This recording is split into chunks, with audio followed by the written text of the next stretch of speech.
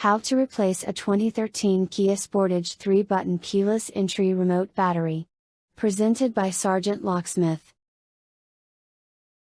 For this task you will need the following: 1 flat-tip screwdriver and 1 CR2032 battery. Time to complete this task approximately 2 minutes. The SgtLocksmith channel gives no warranty and accepts no responsibility or liability for the accuracy or completeness of the information and materials contained in this video. Under no circumstances will SgtLocksmith nor Specialist C. Brown be held responsible or liable in any way for any claims, damages, losses, expenses, costs or liabilities whatsoever, including, without limitation, any direct or indirect damages for loss of profits, business interruption or loss of resulting or arising directly or indirectly from your use of inability to use this video or any videos linked to it, or from reliance on the information provided in this video. And now here's SgtLocksmith. Hey, it's SgtLocksmith here.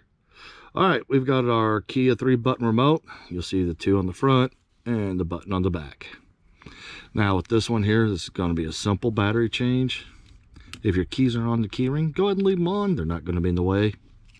If you look at the top of the remote, you'll see that little indentation. Put your flat tip screwdriver in there and just rotate it. You notice how it just pops open. Easy to go. I prefer to put the remote with the emergency button up, and I'll show you why. When you open it up, it leaves the rubber piece down and the circuit board inside there. Now if you pull out your circuit board and it is sticky to the touch, go ahead and remove the rubber pieces and wash them off in warm water. Don't use no harsh chemicals, it can damage it. Now that we've got it out, you'll look at the back here. You'll see there's the 3 little tabs. Don't push on those. You're going to push the battery out through one of them, and it's a CR2032. Now these are new remotes we're using, so I'm going to install the same battery back in. Positive side up, you slide it in.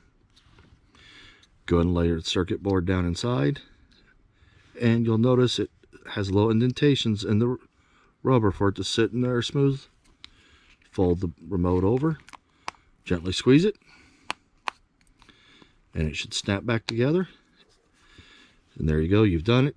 And if the vehicle's not by you, when you push it, you'll notice a little red light came on up there.